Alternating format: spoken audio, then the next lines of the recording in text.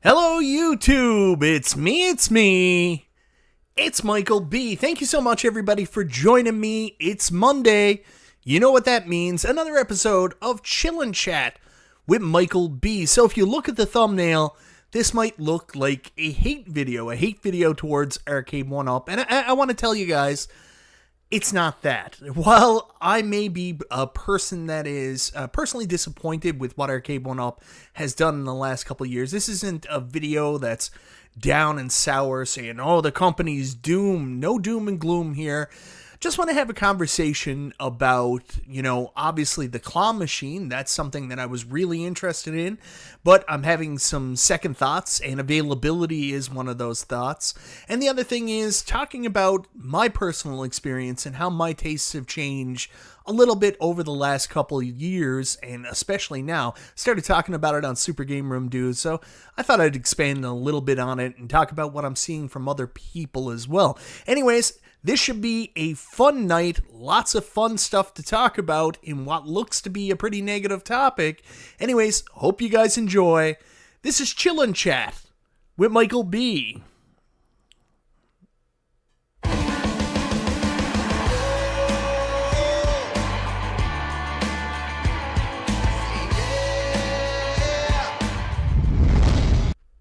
Anyways, I want to say hello to a couple people here in the chat. I saw some friends, some people I'm familiar with. Of course, first up on the list, Cornercade. Let's go, buddy. Then, of course, my good friend Dan Z is here. Dan in St. Louis.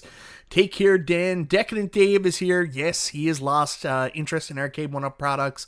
I've been seeing that from Dan. Then, of course, we've got the Penny Arcade.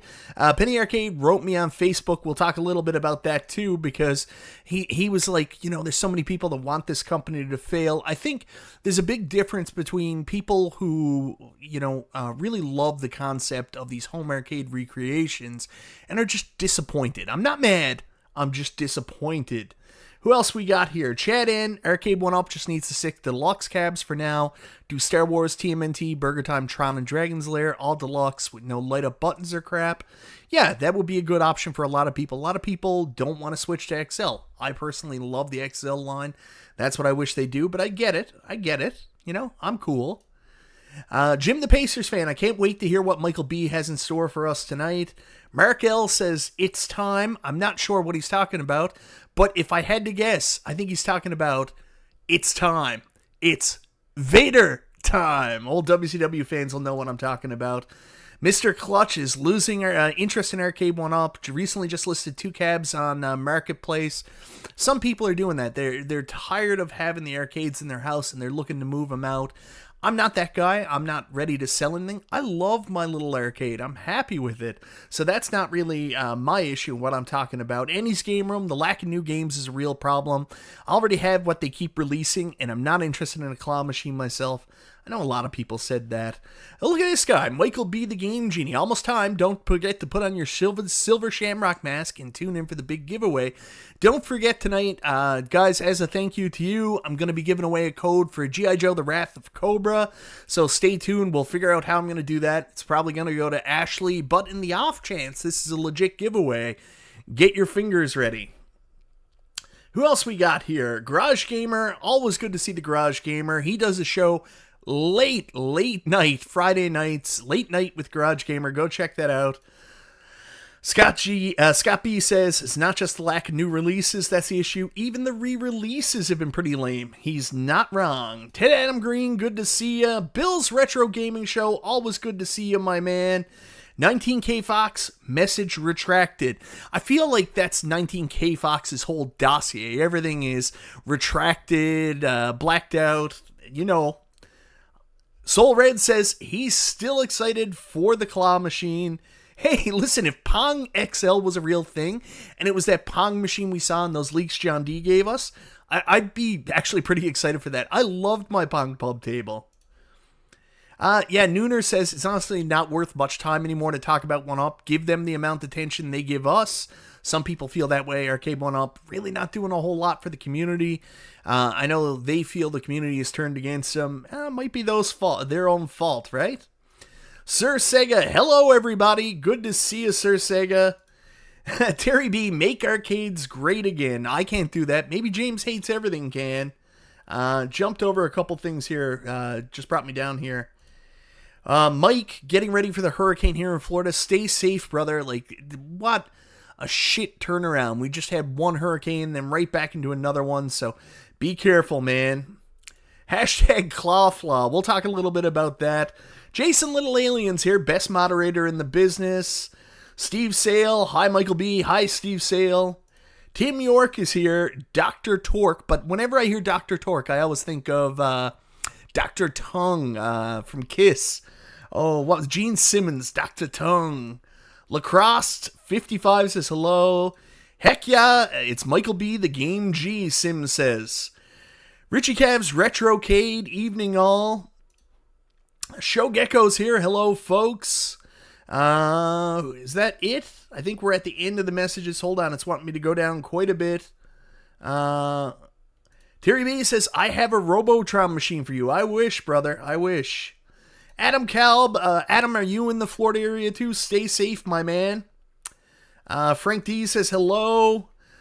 Steak and fries, here we go. Vic Vicious, I'm not losing interest, but I'm losing faith. That might be a more accurate statement for a lot of people. Galaga Guy is here. Mr. Cooper, good to see you, Galaga Guy. Chris C says, chillin' chat time. Man, my chat is doing weird things. I'm late, but hello's still going. Charlie Chuck hates those hellos. I'm with you, Mike. Keep what I got. It's not about 1UP, it's about the hobby. Chris Ford, good comment. Sexy MG, I think 7 ounces is the weight of your soul leaving your body when you buy the claw machine. Sexy MG, sexy troll, that's what he is. Cleveland Gaming Classic, another successful event in the books. Sup nerds, good to see you, my man. Playing my physical copy of Iron Meat, what a great game, you're going to enjoy it, brother. Did I bring up this comment from JR? My sons are 11 and 13. When they were younger, I definitely would have bought the claw machine. Well, yeah, that's where I'm to. I've got like a little daughter that absolutely loves claw machines. Sorry, guys, still getting over this flu. She actually has a little toy claw machine. It's one of the things she was most excited for. As soon as I showed her the prototype, the leaked images, she was like, we got to get that. So I think we're still going to get it. We'll talk about it a little bit later. Biggie Fries is here. Holla Peeps. Lacrosse. I think Arcade1Up is riding out the economy. Question, how much in royalties do you have to pay for a claw? I don't know. Cyber Styles is here. Who else we got? Saiyan Spirits, good to see you. David H. MSU Rich. Console Kits keeps trying to shame me because I'm not playing as much pinball as I should. But like he's gonna take me on in Jaws and beat me in Jaws, a machine he owns and I don't have access to. Then he's gonna brag about beating me on a pinball machine I can't play. Like, he's just a funny guy with funny ideas. GG's on Haunted Castle. Thank you very much, Megadan. So good to see you guys. If you've never done it before, go check out Megadan. This guy is like a wizard gamer. Like, we're talking a no death run on Battletoads. Megadan's the guy. Go check him out. Cargo Bay, the novelty of a claw machine may fizzle out quicker than a home arcade. It's possible. I think the claw machine might be a one-run thing, but who knows, right? Anyways, I guess that's where we should start with the Arcade1Up Claw Machine. Just give me uno momento here. because of all the things I got prepared, that was not one of them. I had one of those nights, much like last week, where I have a weird job. Like, I'm an executive director of a not-for-profit organization, a provincial branch anyways, and like, you don't have set hours for your workday. You're working all over the place, and for the last 2 Mondays, I've had board meetings, one for our national organization and one for our provincial organization, on Monday nights right before the show, so it's so hard to get ready. I'm going to beat you at any game. Yeah, we'll see. We'll see about Godzilla, buddy. If you want to do Godzilla, that's fair. I should practice more, but I'll beat you on a game I've never played. So arrogant. What a stooge. Anyways, Arcade1Up. Here we go. Let me bring up the stuff for the Claw Machine. Official website. Everything's about the Claw right now. This is their big product, so let me just bring this up on screen. Executive director of a place that doesn't use computers. We do use computers. Look at that. Go Royals! Yeah, I don't want the Yankees to win. I'm one of those guys. I'm just like, you know what? I've seen it enough. I don't want the Yankees to win. Anyways, guys, so just taking a quick look at the Claw Machine. We knew this was coming out. I mean, it was leaked famously by David McIntosh. The only thing, we knew the price. The only thing we didn't know exactly was when it starts. We got shipping updates. I don't know if this had been previously announced. Shipping starting from November 5th, 2024. I'll tell you a funny story now that's not so funny. Back in my youth, when I used to do a little bit of partying with friends and stuff like that, we used to go drinking. I don't anymore now that I'm a dad. But we'd always get in the cab afterwards, like we would leave on a party or downtown, and the cab driver too, "Where to, buddy?" And I'd always be like, November 5th, 1955. If you're a Back to the Future fan, you might get that. I'm sure cab drivers thought I was a massive dick, but there you go.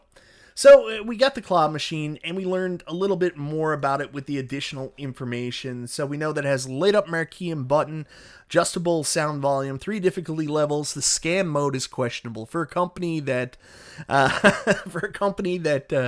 gets some accusations made towards them. Doing a scam mode is questionable. Includes 12 plastic capsules. We knew it wasn't going to include prizes. It was bring your own prize, but this is the stuff we were really interested in, how big it was. 22 inches wide, 22.5 inches deep, and 61.25 inches height. So this one's got good height. It's probably as big as, some of the bigger deluxe cabinets, up around the XL cabinets. So in terms of height, we're doing good. I'm a little bit concerned again about the width. Width always seems to be an issue with Arcade1Up, especially recently. It seems like the new Pac-Man Plus Deluxe, the Slim Katie, they seem to be going on this idea that everybody needs these cabinets closer to the wall, that the big problem with their cabinets is the depth. And I blame people like Cornercade, because he gets on with this ridiculous stuff like, man, if these were only a little bit thinner, I could fit so much more in my house, which is the stupidest comment ever. Anyways, I'm just giving you a hard time, Cornercade. Obviously, one of my problems with Arcade1Up all along has been the depth, because of the narrow depth, it impacts the artwork, impacts the real arcade feeling. So, they don't need the full depth because there's not a CRT in it, but it does take away from the authenticity, and it seems like they're doing this as a go forward as well. I can't see it being flimsy at all, I know. Can you put beers in it? No, you can't put beers in a Cleveland Gaming Classic, which we're going to get into in just a minute. So anyways, they go over the specifications here. They did this great video that I'll bring up and show for you guys now with, of course, our model that everybody is very, very interested in. Wherever they got her, they need to bring her back for more Arcade1Up ads, let me tell you that. So, 3 difficulty levels, easy, medium, scam mode, includes 12 plastic capsules that you can fill with whatever you want. They're very specific in size, and you can kind of find out why. But anyways, that's the Arcade1Up Claw Machine. So, interesting, a lot of things there I like.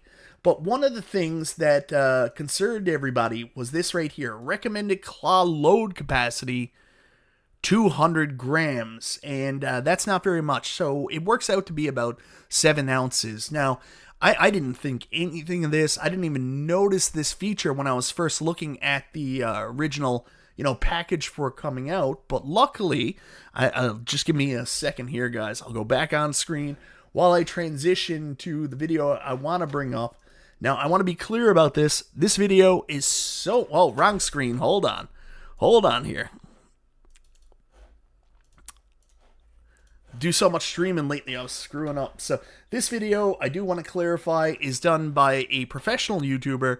His video was much better than P-Dubs. If there's one thing I can guarantee you on, if you want to watch a video on thoughts on the claw machine, go check out Cool Toy. Definitely not P-Dubs. This is such a better video. But anyways, Cool Toy brings up a really good point. He talks about the claw machine, and he did bring up, he said this claw machine has one fatal flaw. This is a product he was excited for personally because Doug's a grown man that collects stuffies. I'm not even going to go into that.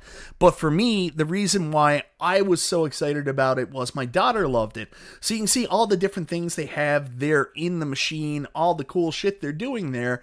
But then you get into that weight limit and you find out that this can pick up very few items. It basically has a very small weight capacity. Doug brings up the fact, like, he actually brings up toys. Let me see later in the video. See if I can find it here where he covers it. I'm going, yeah, here it is. So he talks about his stuffies here, and he talks about the size. Like a very mini stuffy, it can pick up. But when you get into the bigger stuffies, that's 7 ounces in the motor. It's going to put a lot of strain on the motor, and it raises questions about durability, and it raises questions about, you know, how will the motor break? How is Arcade1Up's, you know, product in the first place? We all had questions about that going in, but certainly Doug brings up an amazing point here on this one. So it really caught me off guard, and I was like, I hate to agree with him. I agree with him. Like, honestly, whoever came up with that idea that you needed a very small mechanical motor in this claw machine, out to lunch. I think my daughter has a little toy claw machine downstairs, literally with a little clamp like this, that also has a motor in it that can pick up 7 ounces. So why would you think you would need one for a full-size claw machine? It's just, I don't get it. I don't get it. I don't get why they were going with this way. Yeah, small travel bottles of liquor. But anyways, that's the big thing about the claw machine. It's the 7 ounces. So where do I stand? Even though it does have that flaw, I'm sure you can pick up things a little bit heavier. I don't know how bad, like, that 7-inch suggested weight capacity actually is. I'm assuming you could probably pick up things a little bit bigger than that, but still, like, you want to go easy on it. This is not an industrial or commercial grade claw machine. If you have the availability to go pick up a used one, there's lots of used options out there. People are mentioning them in the comments right now. You know, they're seeing them on, you know, eBay for $250 and stuff like that.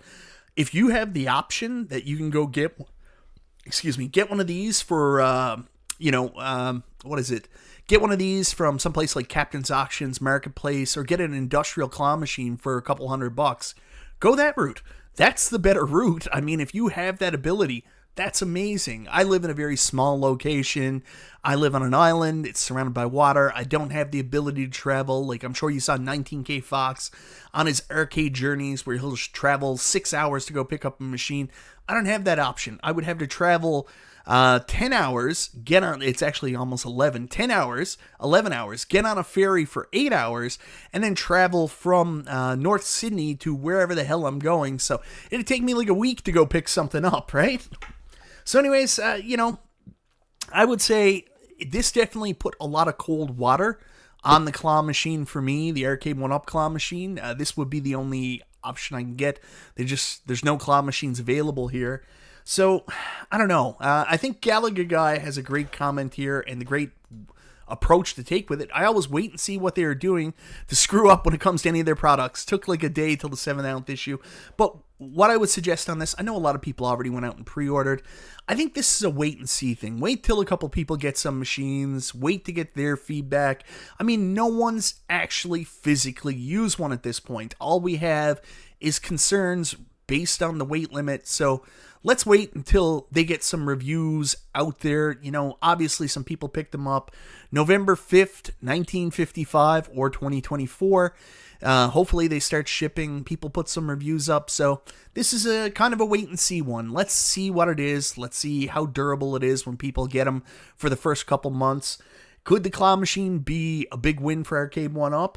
The 7-ounce thing kind of hurts, kind of makes it suck, but it still could be, guys. Like, literally, this could be, even though it might not be something for the hardcore gamers, it could be something that's super successful for Arcade1Up somehow, despite the 7-ounce weight restriction.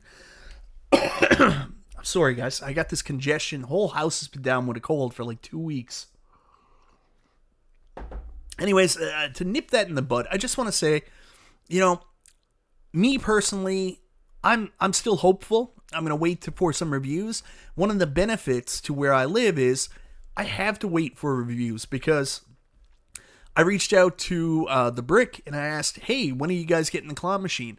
And they told me not anytime soon. So much like the rest of Canada, it doesn't look like we're going to be getting an option to get this unless we import it in. So I can afford to wait, and I would recommend that other people do as well. I do want to say, though, it seems to be selling well. I put up an Amazon link on my page and on a couple other Facebook groups as well. Same as Cool Toy put up an Amazon link, and I think P-Dubs put up one as well that I know of. And the machine sold out on Amazon, so it seems to be doing well. People are saying it's doing well. A lot of times these products that go up that we don't think are going to be super successful because they don't match what the hardcore audience is probably looking for, end up being big hits for Arcade1Up. The Arcade1Up Polaroid photo booth, as out of date and stupid as it seems, it was another ancillary product that I remember from the arcades. Like, you would go to the mall, and before you go into the movie theater or the arcades, there was always a photo booth. I remember taking my grade 6 girlfriend there and getting our picture taken together. So it's something that really goes hand in hand with my nostalgia for the arcades and growing up in that era. So I understand why you do it. But like the popularity that took out for that photo booth is really friggin' surprising, right? Cool Toys Amazon link also was better than P-Dubs. I agree with that. Hey, Chaotic BPR, nice to see you, brother. Anybody else joined that I didn't catch it? If you did, I am sorry, guys. I've been trying to watch Jurassic Raid. Honestly, best way to use the Arcade1Up Claw Machine is having a display for storage. That's kind of what Cool Toy talked about. That was his idea. If you have a bunch of stuffies and you're a grown man, maybe that's the way to do it. I used to be a lot thinner and a lot better looking, let me tell you. Anyways, guys, that's the whole thing about the claw machine. I didn't really make a video. I made like 2 videos before it came out. I figured that was enough. I didn't really have a lot to say about it. I mean, we already knew pretty much everything. The only thing that sucked was, of course, the 7 ounces. And yeah, there you go. Well, see, that's what we don't know, Jay Pace. What sounds come out of a claw machine? It might have some generic music, like some claw machines. They are just that. We'll see. I don't know. So, anyways, guys, on to the second part of this video, and this is where it gets a little bit different. So, I started talking about this on Super Game Room Dudes Friday night, and I wanted to talk about, like, where I am with Arcade1Up and my interest in Arcade1Up. And it really goes to talk about where a lot of people's interest is with Arcade1Up. Like, let's be honest here, Arcade1Up hasn't brought a new title to the market since, I think it was last year, like a month or 2 before last year, when they announced Time Crisis. Since then, we have gone over a year now without a new game being announced from Arcade1Up. Everything has been re-releases, and even the re-releases have been slow and, nothing really exciting. Now, do I take that as an opportunity to, shit on Arcade1Up and attack them? And no, I don't. Obviously, let's be honest here, guys. The company's going through some stuff right now, and I wanted to talk about this, but not in a way to, like, kick them when they're down, because we have to be honest.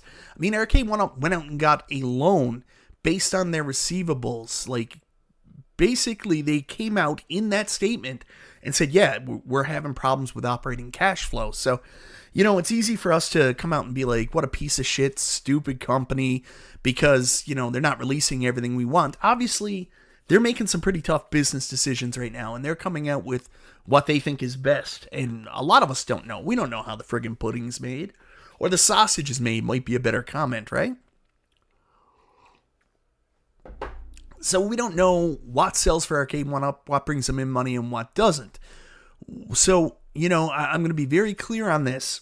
Arcade1Up might be doing a lot of things right now that we're not interested in, such as X-Men 97 re-releases, Golden Tee re-releases, XL cabinets locked at Costco that are Frankenstein cabs with Midway games on them. All this stuff might not appeal to any of us hardcore fans, but it might be what Arcade1Up needs to do to keep the lights on, which is a really sad statement, but it is what it is. So I'm not saying that what they're doing is causing them trouble and they're going in a bad direction money-wise. Company may very well thrive. It may be all for the mainstream and they may be doing fantastic. But it's impossible not to say that if you've been a hardcore follower, collector, enjoyer of Arcade1Up all the way since 2018, it's getting really, really hard to maintain an interest in this company. And it is for a bunch of reasons. I mean, one of the other people talked about Arcade1Up and said, we should start... I think he might be too, man. Like, there's times where I look at his thumbnail and he's like, new XL at Best Buy. And I'm like, man, like, does he have information no one else does? Or is this just delusion? I don't know sometimes. But anyways, I did want to talk about this. I got to be very clear. It's hard to remain interested. There was a time back when Arcade1Up started where even if they came out with a re-release, it seemed like such a better product. Like, you remember the original Pac-Man came out with just 2 games on it, Pac-Man and Pac-Man Plus, and then they brought out the Pac-Man 40th Anniversary, and it wasn't arcade accurate. It had the wood grain sides, but now it was coming with, I think it was 7 games. Like, everything seemed so exciting back then, and we were all hungry and thirsting for new stuff from Arcade1Up. But you have to remember, this came out in 2018. We're in year 6 now, and we're at a point where everything's tapered off, and now they're only releasing those core games that they can release every year, which is probably a contractual obligation. And a lot of people that, got really hooked on buying these and interested in buying these, they're not looking to replace them anymore. There's not enough different or enough new from you to drop your 4th Street Fighter for your 6th Street Fighter, or for you to drop your 19th Pac-Man for your 21st. There's not enough going on. And again, this is not to bury Arcade1Up. This is just a reality, guys. You got to think about when all this started, 2018. It was a fresh, new idea. No one had ever tried to do this before in a larger scale, so we were all really excited. And then a perfect storm hit. We had the pandemic. We had a global change that nobody in our generation had ever seen before. I mean, when was the last time that we saw a huge pandemic like this? Like, what was it? Back right after the First World War, maybe? I don't really know. So, I mean, we went through something that was almost a cataclysmic event. I still remember watching the news and seeing a video of Chicago and the entire city being shut down. Everybody was locked in their home. So a company coming out with home-based amusements like Arcade1Up at a reasonably affordable level basically hit the jackpot. We all went nuts on these things. Everybody was stuck home. We had all kind of expendable income. And then, Arcade1Up was hitting us with all these cabinets, so we were just buying them up.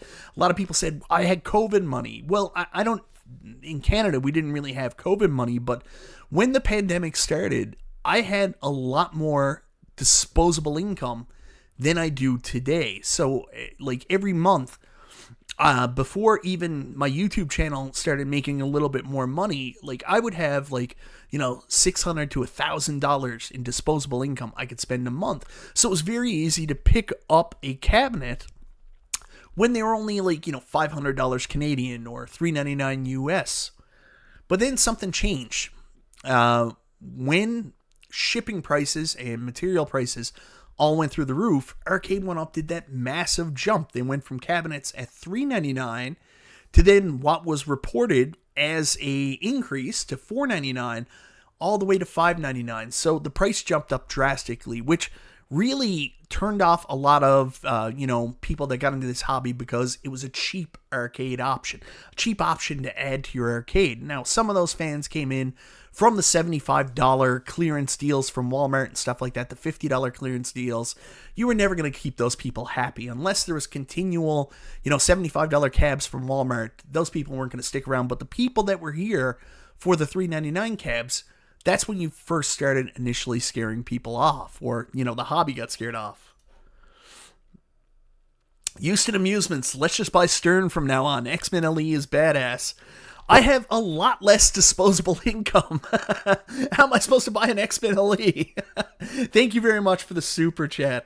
Here he is, PD7. I watched his video today. Congratulations on the new XL cab. Again, if I was in your position and I could actually get my hands on one of those Midway Golden Tees, I don't know if I'd be able to keep off. But sometimes I see your thumbnails, man, and I'm like, what? New cabs coming to Best Buy? What's he talking about? Does he know something I don't know?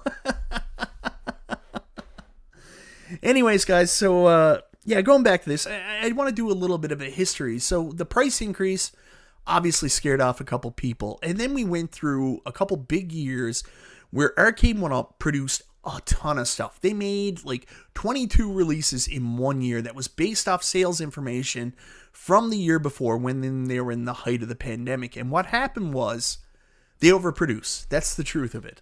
So they ended up with a bunch of cabs out at retail that didn't hit. Cabs like The Simpsons.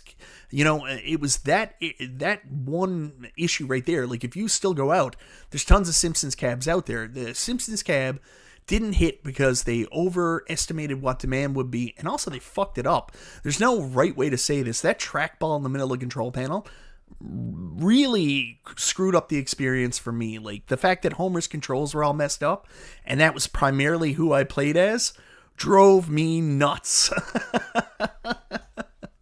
So anyways, that was one thing that happened. So then what happened from a business perspective, they had to come back the next year, and they had to come back strong. So we got a bit of a lighter year from Arcade1Up the next year, and they really tried to take a couple home runs there. Obviously, Marvel vs. Capcom 2 was one swing. I think that did well compared to what their sales numbers were, especially since they're still selling them today. So I think they were happy with that. Then, of course, we know about the massive mistake with Blitz. They overstated on Blitz. They overstated the demand for Blitz, and it just became an albatross for them that's still hanging over their heads today. Like, when they talk about their financial woes, Blitz is probably one of the reasons they're in the financial place they are today. If it's not from the year before, where based off a year's previous sales data, their forecasting led them in a wrong direction. So, I mean, that's where the company are, and that's where it kind of scared a couple people off. But there's also the reality side of things. I don't want to just talk about my experience, but I want to talk about a lot of people. A lot of people have come out of the pandemic with less disposable income, just because costs have gone up. Not only the cost to build these cabinets, which Arcade1Up raised the prices from, but you know what? Our salaries haven't gone up. People are making the same amount of money. I'm making the same amount of money that I was making in 2012. So, when costs go up across the board, petroleum costs, have gone up, skyrocketed, trickle-down effect, it affects everything, shipping, the whole shebang. All of a sudden, now I have a lot less disposable income, and I'm not the only one. So there's less people that have the money to go buy your products. So I think Arcade1Up's seeing some of that. I think that started in that year where they overstated demand that first year when, they ended up coming out with 22 different products in 1 year, and it was a little bit oversaturation. And then, of course, the next year with Blitz. So, yeah. I'm trying to catch up to the chat here, but I think you guys are talking about Pinball Expo, and I can't help you with that yet. We call it gas in the States. Oh, you Americans. We're going to take the U's out of some words and then tell you you're stupid for still using them.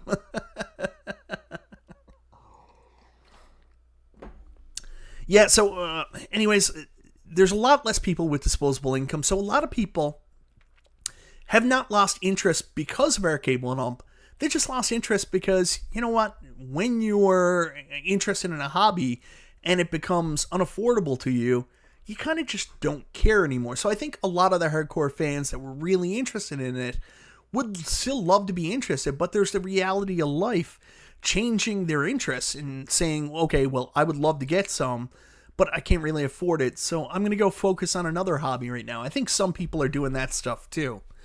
And then, you will get into the people that still have the money, a guy like P-Dubs that literally bought everything. Like, he has everything coming out. He even bought a Polycade. What a crazy loon.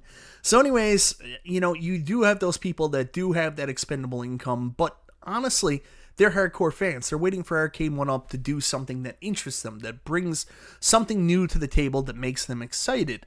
And, year over year, they're not seeing it. Like I just said, Time Crisis, the last time, over a year ago, they released a new game, a new title. But it was a title that was in the work for 2 years, and we already knew about it. So, yeah. And then you also have some people, like Pitbull, that just don't like Arcade1Up. There's people out there, and not Pitbull, because Pitbull's a good guy, but there's people out there in the home arcade community that, come around home arcade, that don't like home arcades, that wish they didn't exist. It's a very weird concept, but, it's there.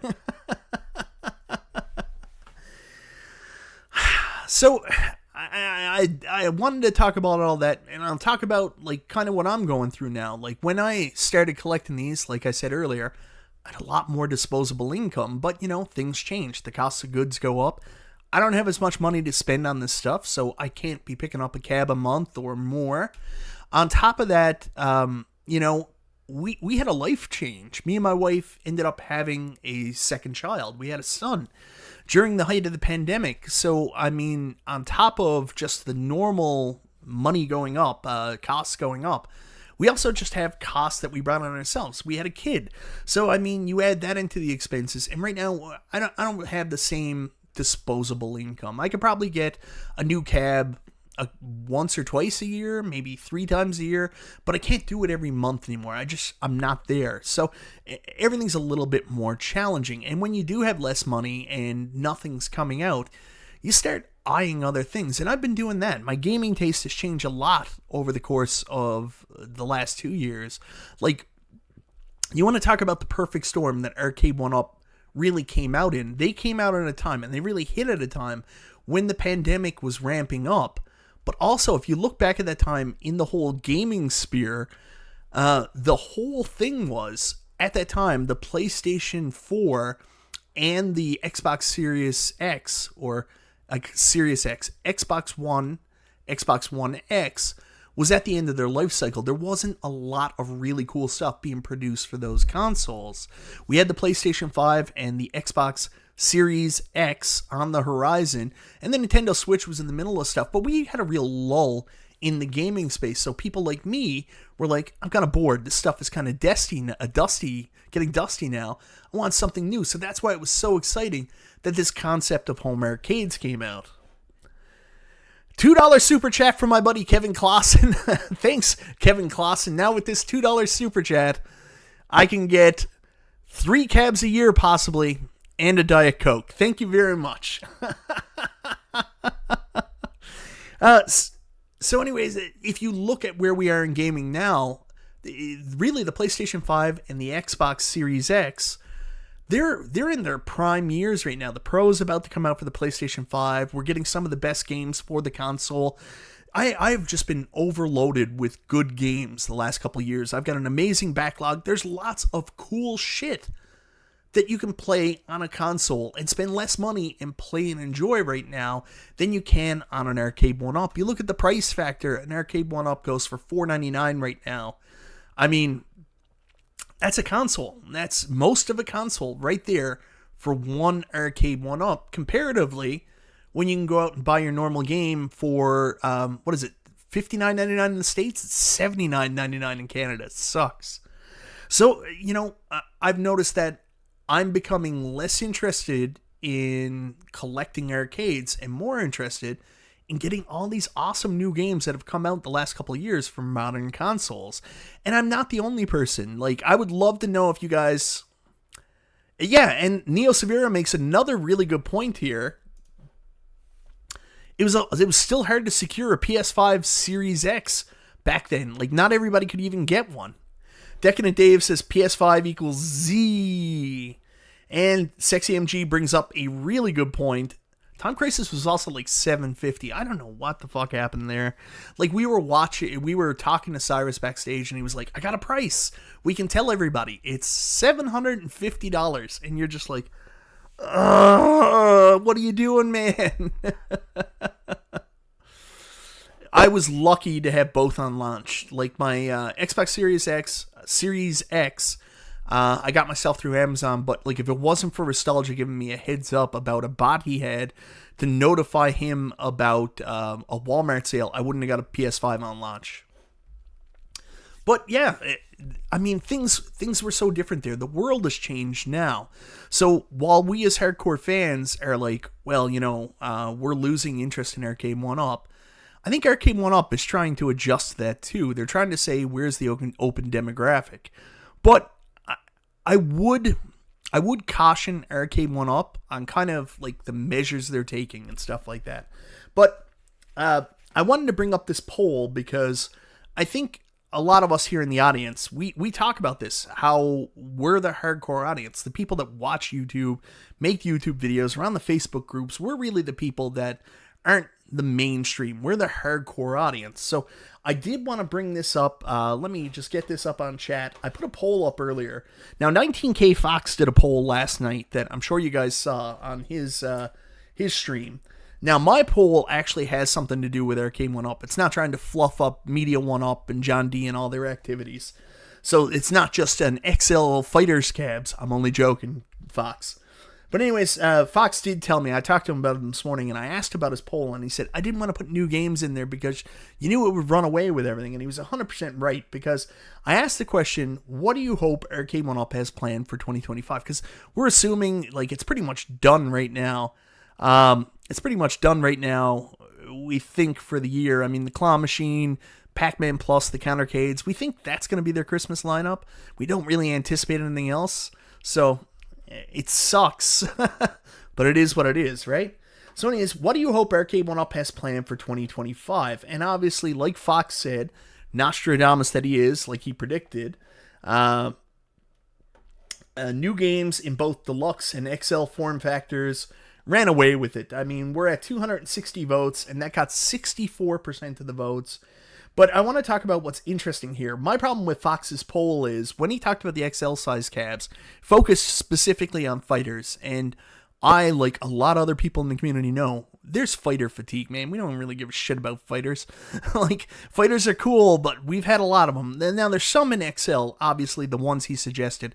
Street Fighter and MK would be huge hits. I would love to have those, but I just wanted to make sure that there's another title in there. So one of the ones I was really super excited about, and I've always wanted, is a TMNT. So I want a Teenage Mutant Ninja Turtles XL cab. I would absolutely freak out about that. So I'm excited to see that came in second behind new games. People were excited about that. 12% then wanted deluxe cabs re-releases. I talked about that. Someone mentioned it earlier. Not everybody wants the different size factors in their arcade. They don't want to start over again like I did and only go with the bigger cabs. So some people just want to continue on with the 3/4 scale line in deluxe. That got a 12%. And then last but not least, very few people voted for these auxiliary, whatever you want to call them. The items that fit in arcades but aren't really arcades, so Claw, Casinocade, etc. Only 5% of the core fan base really were interested in that. So it seems like Arcade1Up, like, if you still want to appeal to your hardcore audience, which I still think you need to do. I know you need to do mainstream stuff, you need to make money, but if you lose your hardcore fan base, I think you're in a lot of trouble. This is what you really need to focus on, these three here. New games in both deluxe and XL form factors, deluxe cabs re-releases, XL size cabs re-releases. You gotta get them away from Costco too. Like, there's a large majority of your fan base that are like me, that were like, screw it, I'm going all XL from now on, and basically got rid of all the 3/4 cabs. We're like, nope, I want all XL. These are the way they should have been in the first place. And then after we did that, it's like a massive kick in the nuts, because you're like, we're going to do one a year from Costco. And that one a year might be something you want, like last year's Pac-Man, or it might be a Golden Tee re-release with some Midway games on it. So, I mean, it's really tough. You introduce this cool concept that was so exciting, and then kind of took it away. So I'm a little bummed by that. And it doesn't come to Canada, which also doesn't help. So I think there's a large portion of the community that wants XL, and the small smidgen that you're putting out per year really sucks. That's turning off a lot of people. I don't know if there's something you can do. I don't know why you don't sell more XLs. I don't know what the sales data are, but man, oh man, do more XLs. So, there's a couple other things I want to talk about. One of the things is, while, I'm losing interest in Arcade1Up, I'm also becoming hungry and greedy for other ideas. I'm looking at other options for home arcade. Like, one of the big things, obviously, I've talked about, I'm really interested about, is this Glen Multicade. I mean, if I can't get recreations of arcade, it's amazing to have like a switchblade like knife that you can do things with. So that's what I see Glen's Multicade as. It takes everything that the Legends Ultimate is, takes it and makes it more refined to more of a classic arcade type thing. You got that big 26-inch monitor on it that hopefully is the Unico monitor, just like the Unico Nova Blast. That would be awesome. That switches back and forth from vertical to horizontal, having all the different controls, being able to change your cabinet from a regular cabinet to a twin stick cabinet to a flight stick cabinet to a driving cabinet to a shooting cabinet. There's a lot to be excited about there, and you can also skin it with certain air packages. So that's one option I'm pretty excited about. Obviously, it's just a concept, a thought right now. There's not a lot we can do with it, so there's not much to talk about there. But one of the other ideas I had actually came from a person that we talked about a little bit earlier, who recently just turned 40. So I'm going to bring our friend Cool Toy back up here and talk about our buddy Cool Toy for a little minute. I hope John D has a quality product with spare parts to purchase. I think John D is going to have a fighting cab. If I was to wager a guess, I think it's going to be a fighter. Anyways, I did want to talk about what Cool Toy did here. So one of the other options I thought about doing was, if I want something, why don't I just make it myself? I mean, I'm not as skilled as what Cool Toy is here. So, like, you take a look at what he did here. I also don't love what he did here. I mean, he wanted to make a very custom Paperboy, but the idea of taking MDF and building your own cabinet, going online and getting the specs and being able to recreate something, working with a company for art packages, and of course, you want to try to keep it as, as original as possible, but if you're somewhat handy, you can do what Arcade1Up does, and maybe even better. Like, you can make something like this. Like, for me, I'm thinking, you know what? I'm never getting a Robotron cab. Arcade1Up's never going to make a Robotron cab. Even if they do those games, it's going to be a Smash TV cab. So, like, in order for me to get a Robotron, I either need to buy one, which means buying one outside of the province and then having to pay $500 to $600 to get it shipped here. So, I mean, that just doesn't make any sense. Like, if I lived where Fox lives, or I lived in the States, absolutely. I would just, watch my want ads, watch Arcade Game Classifieds, find something, drive, and go buy it. I would have a real Robotron, and whether or not I wanted to deal with the maintenance or gut it, stick a flat screen in there and, Raspberry Pi to run the game off, I have all kinds of options. But where I'm in Newfoundland, on an island with very few options, I'm kind of stuck.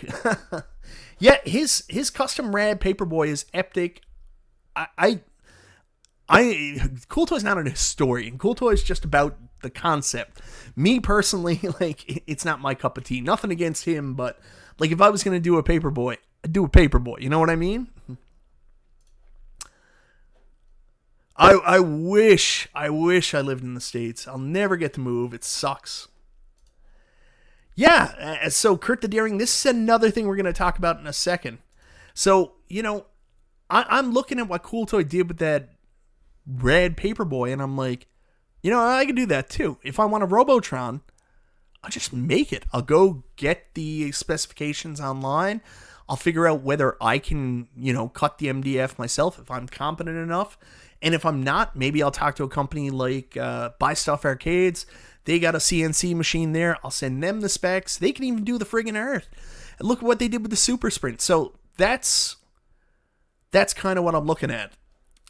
There's a Paperboy empty cab with perfect art for $250 in my city. Yeah, I don't live where you live. I don't have access to arcades. I can't go play Jaws at a local pinball spot because we don't have any. So I'm kind of effed in the B console kits. But if I could, I would just do that. But I don't have that option. So, I'm looking towards this. Arcade1Up was doing that for me for a while. And, God bless them. I'm sure they're still going to do stuff. But there's a reality that they're not doing much right now that I'm interested in. I'm not going to get the weird and wacky stuff I want. And then there's the complication. Again, I live in Canada. And when I'm in Canada, Arcade1Up hasn't brought a product. This is another thing I really want to bring up. Arcade1Up doesn't bring products into Canada anymore. We haven't had a new product in Canada from Arcade1Up in over a year. The last product we got from Arcade1Up here in Canada, the last couple products, were we got the deluxe cabs finally, almost 7-8 months after they released in the US. So we got the original 3 deluxe. We got Pac-Man, Miss Pac-Man, and Mortal Kombat Deluxe. And then we also got Time Crisis. That's it. That's all we got. We haven't received anything since. I know Arcade1Up hasn't released a lot, but we didn't get X-Men 97. We didn't get Golden Tee Deluxe. We didn't get NBA Jam Slim Katie. We didn't get a lot of stuff last year, too. We didn't get the XL Golden Tee Midway Classics. We didn't get the Miss Pac-Man Pub Table. We got nothing. And there's nothing coming before Christmas either. Like, basically, if you want an Arcade1Up in Canada, you either have to buy really old stock or you have to get something shipped in, and you can go to a place like Wayfair. And I don't know if I've ever showed you this. And I know I'm complaining a lot about Arcade1Up and Wayfair, but there's a reason why, man. Wayfair has got to be the biggest scam company in the world. So they're having big sales right now. Could you always just pivot over to bookshelf reviews? I would, P-dubs, but the bookshelves, they don't come with their own stuff. They don't come with books.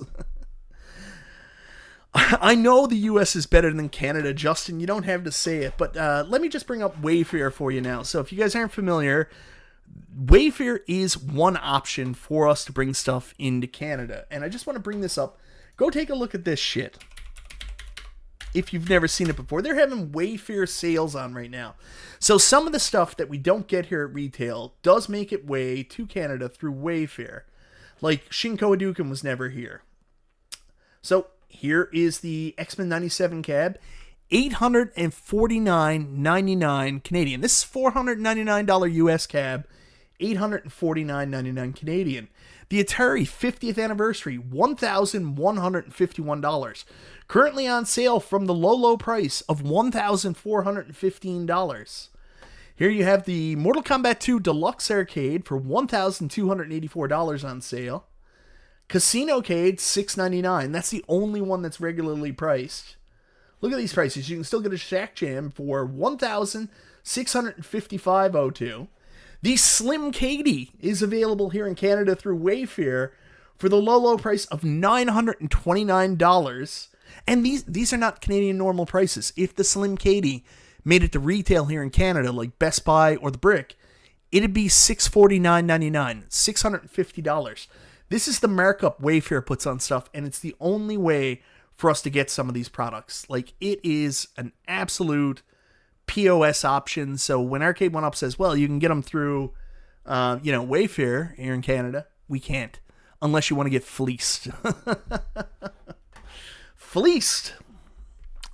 Yeah, I know I've done a lot of complaining tonight, but I did want to clarify that. So, Yeah, I mean, what Cool Toy did here with Paperboy, I'm thinking that might be my best option. Like, go with a couple of good multicades, and if I want to expand my arcade, bring in something that I'm really passionate about, like a Robotron or anything like that.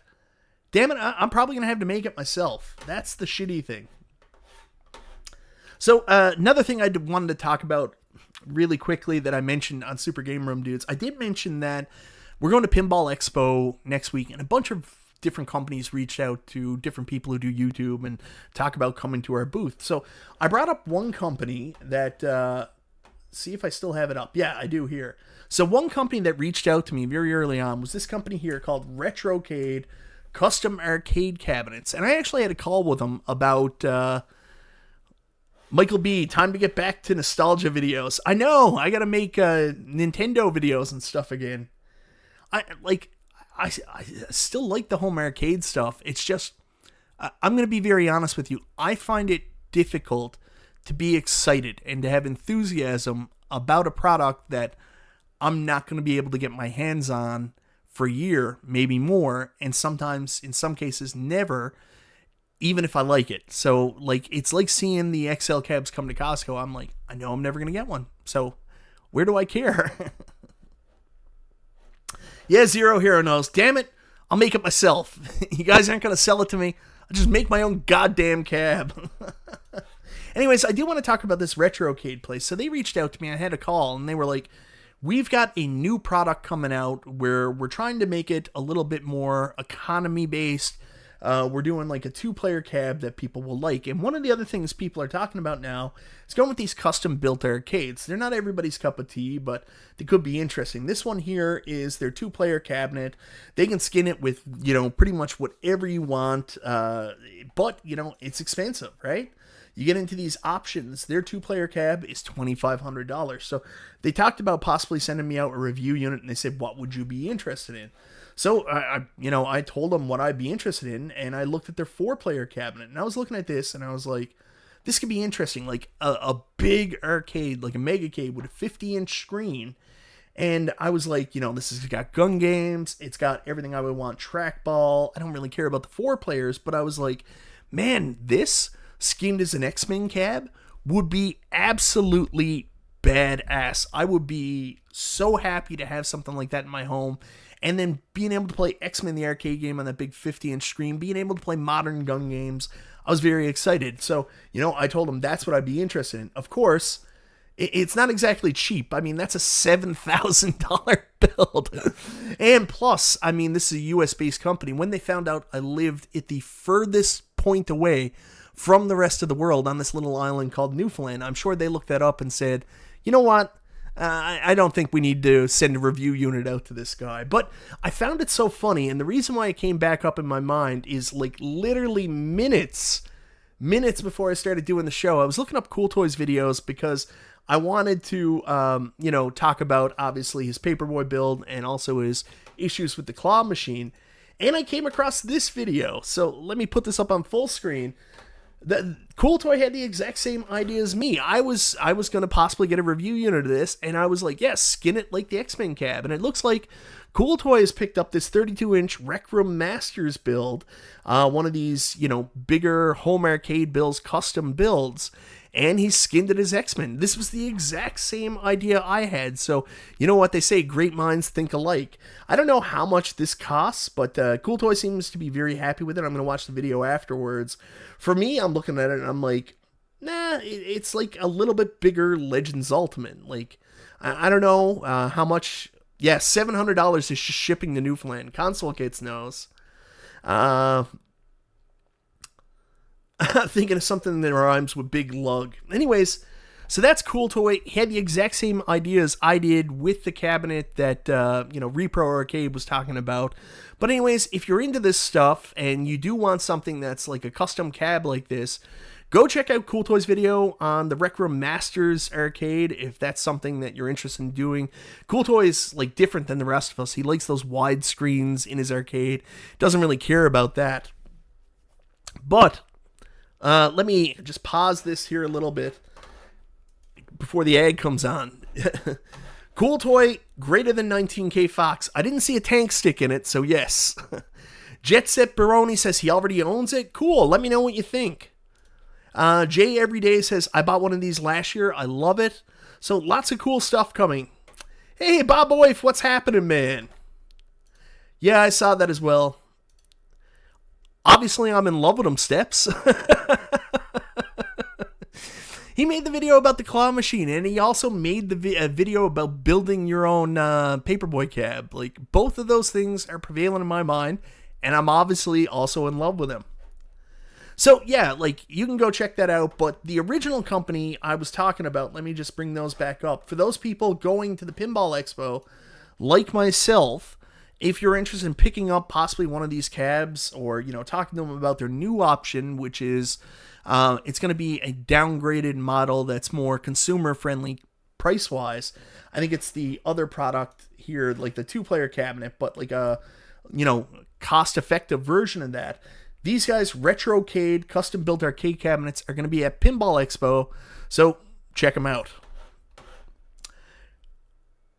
Biggie Fry's got a Rec Room cab. Love it. Yeah, I mean, Cool Toys talking some good stuff. Maybe that's option.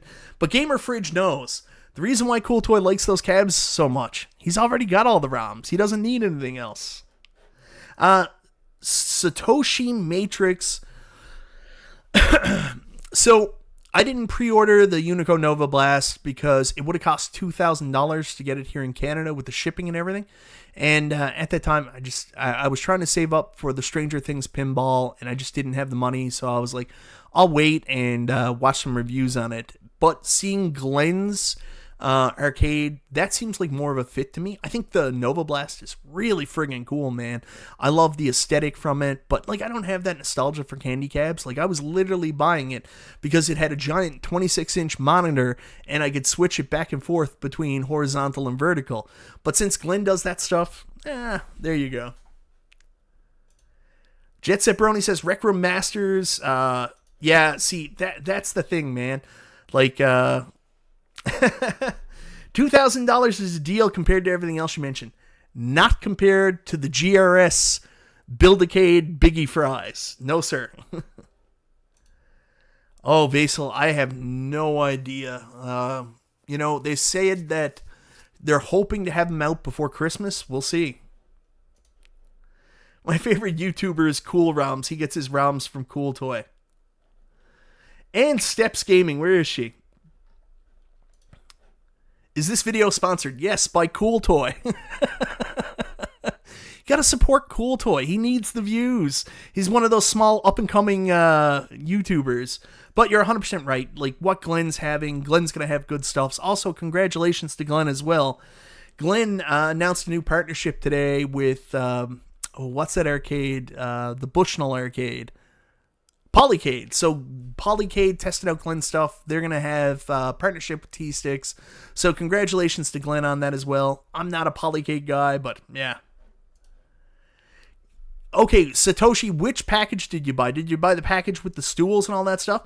It's 100% not a scam. Unico is a huge Japanese company. They have a small window here in the U.S. Not a scam. They're just really bad with getting stuff out on time, and they're really scatterbrained. I can tell you a million times they've reached out to me being like, we're going to send you information, we're going to do this, and then I never hear from them again. I think they're trying to punch higher than they have the ability to do sometimes, and I think that's why that stuff comes a little bit late. So yeah, you bought it with the stools and everything. Yeah, you're going to get it. There's not going to be an issue with that. No issue about Vaporware. Completely reliable company. It's just taking forever. They ran into a lot of problems with the screens and had to do firmware updates. So yeah, you're good. Yeah, believe me, 19K Fox, who's here in the chat, he is the official Unico representative of the community, and he's having problems with them too. But I think I think that'll help. I'm happy about Glenn's deal with Polycade because they have the worst sticks. Glenn can fix that. They have the most expensive arcade in the world that I don't know what it does, but at least now they'll have good sticks. Oh, Happy Console Gamer, a nice guy. I never officially met him. Throughout all my years on YouTube, I've never really come across him. I was in Vancouver one time for a business meeting, and I went down to Game Deals, which is the store that he frequents all the time, and this is the kind of person he is. Like, I'm super shy. I never know how to deal with meeting celebrities or anything like that. Like, I walked into the store and I was like, yeah, I'm from Newfoundland. I'm so excited. You got TurboGrafx 16 CD stuff here. This is fucking awesome. And they were like, how'd you hear about the store? And I was like, well, I watch Happy Console Gamer. And they were like, hey, do you want me to call him to get him to come down to meet you? I was like, no, that's okay. You don't need to bother him. I'm just happy to be here. Oh, Kevin Clausen, $2 super chat. I like Unico, but I don't like their spokesperson. Man, Fox, Kevin Clausen has got some kind of issue with you, brother. Anyways, guys, you know what this show's about. I get all my stuff out. I get to vent. I think to wrap a nice bow on this, with everything, the easiest way to say this is, for me personally and what I'm going through with my own life, I mean, I have less disposable income. I have, other responsibilities, other interests taking up time. I'm spending money on toys. I bought a pinball machine. I'm buying modern games. Like, I don't have the desire to use whatever disposable income I can towards Arcade1Up. And that, coupled with the fact that Arcade1Up's not bringing their products to Canada, and they're in a phase right now where they're not coming out with a lot of things that I'm super interested in, or really, tailoring their products to hardcore fans, it's kind of caused me to lose a little bit of interest. And it doesn't help the fact, again, like I just said, Arcade1Up announces a Golden Tee Midway Classics cab. I'm talking about a product I'll never be able to buy. I'll never be able to have in my home. I'll never be able to use. So for me personally, I'm feeling a little bit of, I wouldn't say resentment's not the right word, but I'm feeling distanced away from the product. Like, I still like it. I still have a lot of hope for what they're going to do. I hope the ideas of the stupid, small arcades, slimcades, and all that shit, I hope that goes away and they focus on, trying to make good recreations. And like I've said a bunch of times, I would love to see another person step up and make the same kind of products. I would love to see, New Wave Toys come out with a full-size replication, but I think that might be even a couple of years away, so, I'm not going to hold my breath on that. I want to see Media1Up do some cool stuff. I think their focus is mainly going to be on fighter games, but I could be wrong, and I'm not super interested, bringing any more fighter games into my home. That's not my focus. Like, I hope they do a bunch of different stuff. We'll see. Time will tell. And, basic fun. Hopefully they do something. I'm waiting for somebody to do something. I don't care what the brand is. I just want one of these companies to do something fun, offer something awesome that gets me excited and is available here in Canada, for God's sakes. So, that's where it is. I think a lot of other people are feeling the same way as me. I forgot to bring this up earlier, and I was trying to finish, but I do have to bring this up. So I want to bring up a comment from another Canadian guy. Some of you guys might know, some of you might not. But this is a comment on my video from my buddy Steve Victoria here. Now, if you know Steve was very similar to me. Steve went out there and bought everything he could Arcade1Up. He had a very small space, but he managed to cram 12 and 13 cabinets in there. This is Steve's comment. I myself am one of those hardcore that have really lost interest. Between lack of new titles, costs going up, and lack of product availability in Canada, it caused me to focus on other interesting collections. And that's kind of what I'm feeling now too.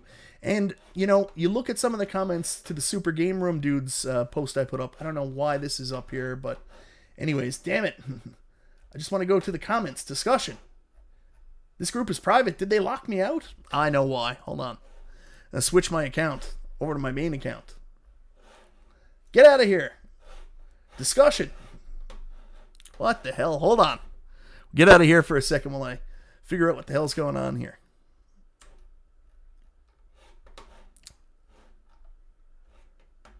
They kicked me out of my own group. Here we go. So I wanted to focus on some of the comments here. I'm not kicked out of my own group, but you look at some of these here. Jamie Loken knows that's easy, Michael Burry. They ain't coming out with shit. Not saying you guys want this, but amazed at the amount of people that are just dying for them to go out of business. I agree with what Mike is saying here. I don't want them to go out of business. I hope they thrive. They keep making stuff. I might not be interested in it, but you know, as long as they're in operation and other companies are in operation, there's still hope something will come out. So I'm more in that space. But then Penny Arcade does mention he's newer to the community, so he hasn't gone through like the trenches like some of us have waiting for stuff to come out. So I do want to make that comment as well. But yeah, so that's make it bigger so P-Dubs can read. Frank the Tank, I wish I could. I don't know what's going on with the Legends Ultimate 4K. We have no idea. There's no updates on that. That was something that was announced, Jesus, like when was that? Last October. There was a rumor they were going to try to release it by the time, right before Christmas, and poof, disappeared. I don't know where it is, but you know, AtGame's focus has been on the AtGame's Legends Pinball 4K, Pinball HD for the last little while.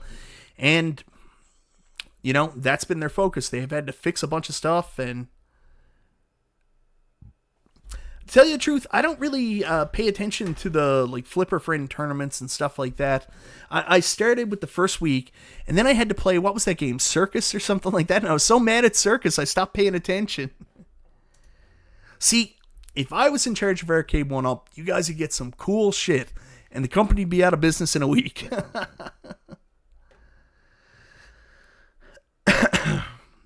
Yeah, there we go.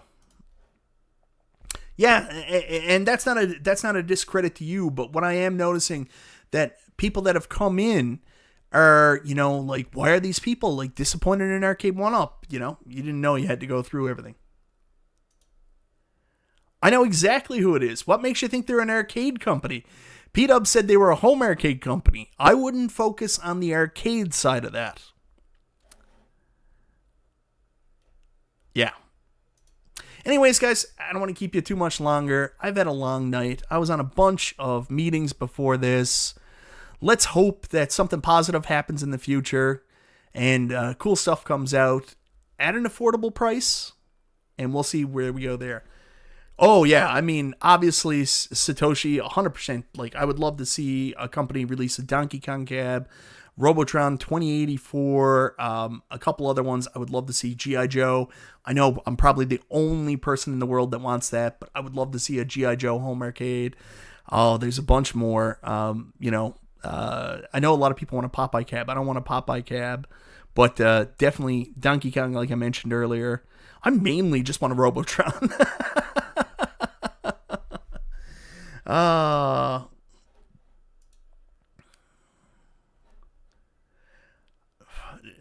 It's a little tough. I don't have anybody from when I was a kid and we used to play games together. I know some people from the community that collect games. Maybe I could do that, but like steps, like you go through stages, and I'll be very honest about this. Like I went through stages with kids. So I was really big into collecting NES games and retro console games for like a number of years, right up about until 2016, 2017, and I had my first child. And at that point, we were renting our apartment out downstairs, and we were running out of room. We had to, you know, take our guest room and make that a room for our daughter. So then my wife used this room as her office for her legal work when she worked from home. So the only room that was really left to be the guest room and, you know, was my gaming room, and we didn't have any other space. So I was like, all right, screw it. Like, you know, times change. So I ended up selling off a portion of my collection, just kept a few things, sold off my CRT. And that really ended the whole period of me and my gaming collection because, you know what, my family and all that stuff was more important. And then I'm at a similar point now, too, where after I had my second child, Tommy, I go through a similar issue. We have less room in the house. We have less money. And, you know, I at that time, I remember I was also really mad at Arcade1Up. I didn't like some of the stuff they were doing. That's the height of the Glen stuff. They also had people going out trolling iArcade, other companies. Like, they had a bunch of stooges going around, like, attacking people and companies. Like, it was horrible. Like, it got to the point where I was like, I love these products, but, like, I hate this company.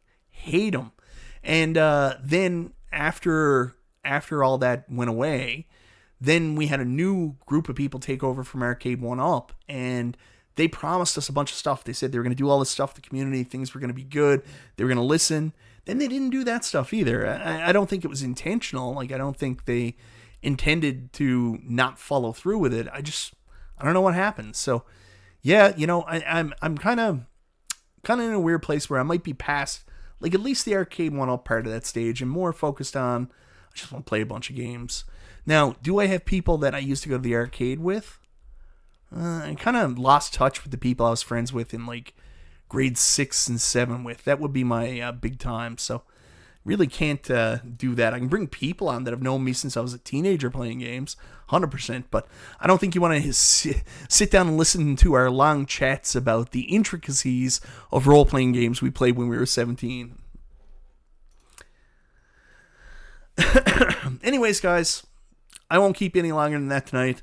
Thank you for listening to my TED Talk on my problems with Arcade1Up and why I'm losing interest. And, you know, oh, sorry, Houston Amusements. I must have missed it. I did see it earlier, and then I skipped past it. So, yeah, we are in the spooky season. So, which horror movies do you watch every October? So, I watch The Monster Squad, which is not really a horror movie, but I make sure to watch The Monster Squad.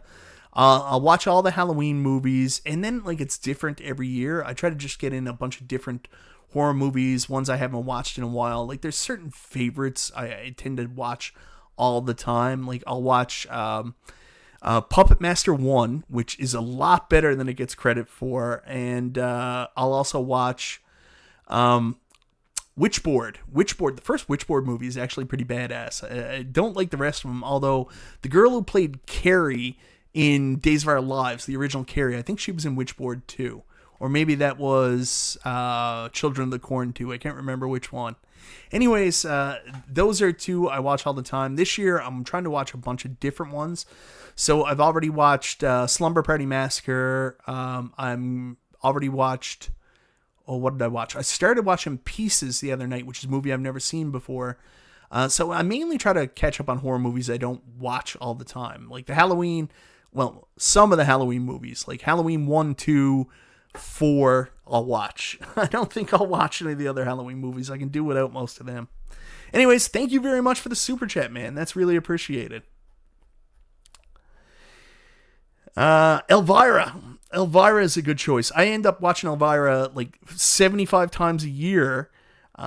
Dark Knight of the Scarecrow. I have watched it, Penny Arcade. I watched it recently because it was covered on Joe Bob. So they went through it, and I watched it. It was a made-for-TV movie starring the guy from Dr. Giggles, which I watched just a little while ago as well. And, yeah, it's also got the opposing lawyer from My Cousin Vinny in it. Great movie. Yeah. Carrie was in Children of the Corn 2. I think she might have been in Witchboard 2 as well. It's okay, it might be. You can get other stuff to cope with old age. I'm working on it, man. Houston Amusements, I know people are going to hate this, but I really like the Fright Night remake. I thought the Fright Night remake was really good. I know people are going to hate that. All right, guys. Well, thanks for hanging out a little bit tonight. Again, sorry if I came across negative. It's just, I talked about this a little bit on Super Game Room Dudes. I'm noticing my interests are kind of changing. And I kind of wanted to explain a little bit, you know, where I am. So, yeah, I just wanted to throw that out there and talk about it a bit more. I'm sure people will take it out of context, try to use it against me or whatever. But, you know, if you've been watching me all along, you know, I'm a heart is on my sleeve kind of guy. I tell like I feel. So there you go. I mean, anything counts if you want it to count. Should Monster Squad be a horror movie? I don't know, but I love it. Right? Fright Night Remake was really good, man. Anyways, guys, have a wonderful night. This month, I haven't been doing a lot of home arcade coverage, but I do have a review coming up on my At Games Legends Pinball 4K, so I'm excited to get into that. Got all my footage shot, so no more camera light boxes in the background. They're out of there. So I'm going to be doing that. I've got a Kinhank hard drive that they sent to me, so I'm going to be doing a review on that. And I'm going to mod my iArcade finally and check out some light gun games on that. Other than that, I've been playing a bunch of horror-themed, Halloween-themed games, so stay tuned for that. And everybody, enjoy the rest of your night. This is MichaelBtheGameGenie. What content am I pivoting to now? Well, I'm going to buy $85,000 in pinball machines and pretend I've always been a pinball channel. Oh, Jay Pace, thank you so much for reminding me. Shit, I almost forgot. So one of the cool things was this company reached out to me. I filled out a form, and the company reached out to me and gave me a G.I. Joe code. And I almost completely forgot. I had already bought one, so I have an extra one, so I wanted to give it away. Yes, definitely a giveaway. So here we go. I know you guys hate clicky things, but if you guys want to be entered into a giveaway to win a code for G.I. Joe, the Wrath of Cobra, all you have to do is type Cobra into the chat. There's whole channels based on drama about Michael B. All right, so now, guys, type Cobra into the chat. I'll add you into the wheel of names, and we're going to give away a Wrath of Cobra code.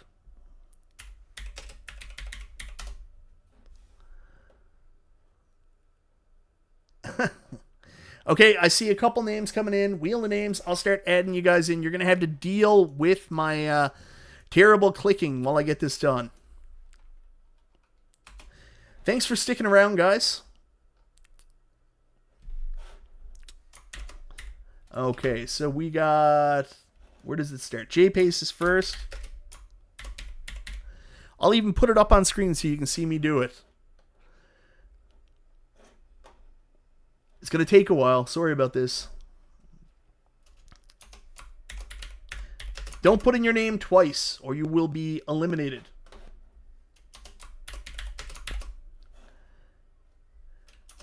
James Hates Everything is a big Cobra fan.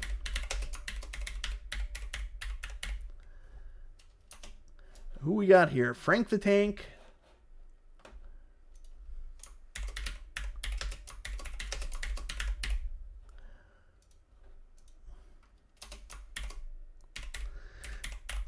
And I don't know if you know this, but Cool Toy covered the G.I. Joe Wrath of Cobra game too.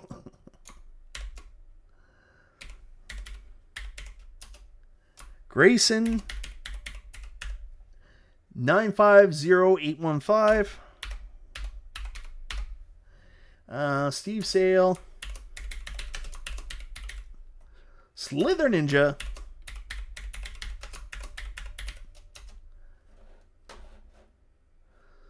Screamin' Banshee. Guys, where I do this on OBS, I don't really have a tool to pick it up. I wish I did. Sorry very much. So this is Analog. Bill's Retro Gaming Show. Don't worry when you turn your eyes. These are all going to be replaced with Ashley. Puce C. I'm not going to put in the 88. Galaga Guy. Penny Arcade. Sir Sega.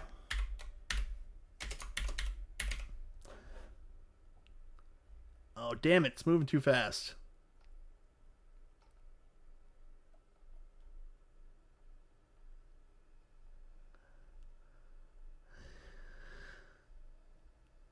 Ooh, there it is. Sexy MG.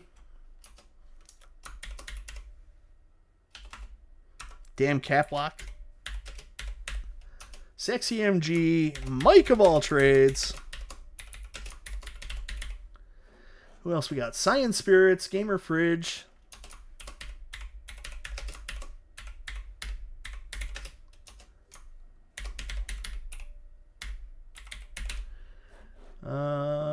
Way too fast for ya.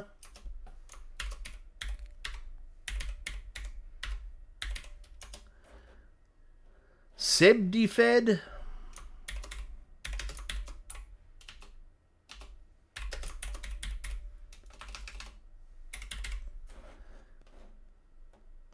Decadent Dave, who I don't have in there yet. Again, I'm sorry, guys. How long this takes. Devastator Omega.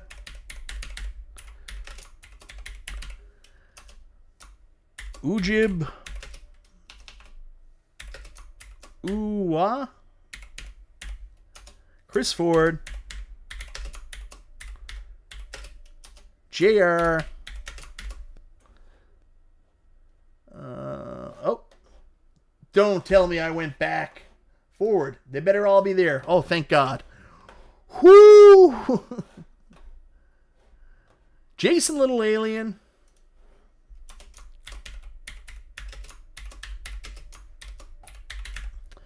Cyber Siles. Put in the wrong thing, but I'm going to give it to him anyways. Joe Hasowski.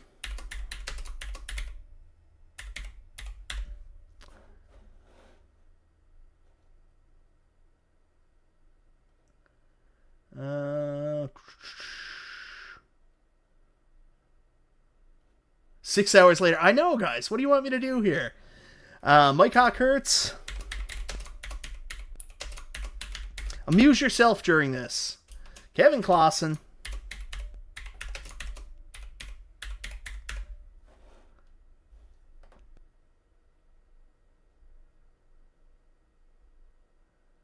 Do I got Houston Amusements? I don't think I do.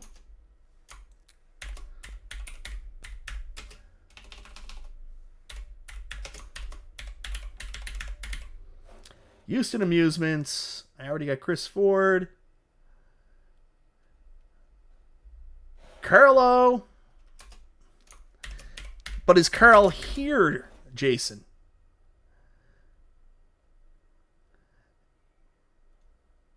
Please check your email. Thanks. Oh my God. What do I got going on here?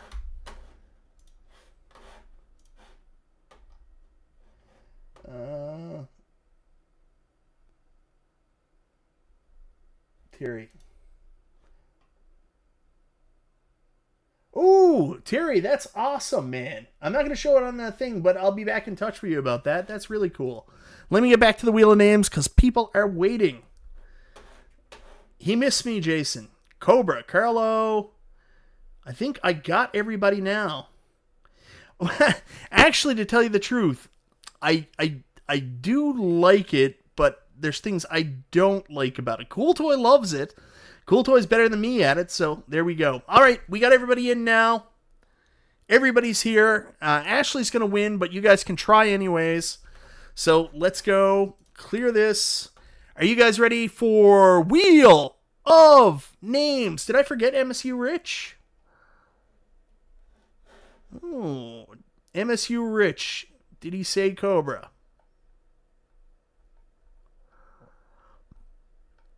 You know what? Screw it. I'm going to give it to him anyways.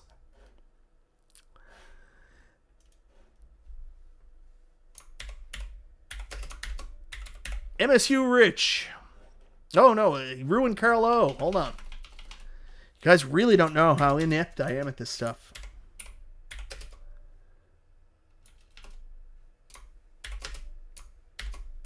All right. Here it is. That's all the names I'm putting in. If your name didn't get in, you're out of here. Shogekko. Did I? All right. I got to put Shogekko in, guys. Sorry.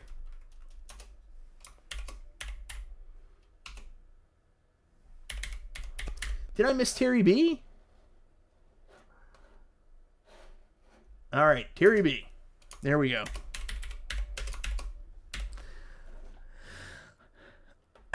All right. Here we go. Everybody ready? That's all the names. Time's up. Wheel of Names. Here we go. Big money, big money, big money. No whammy, no whammy, no whammy. Stop.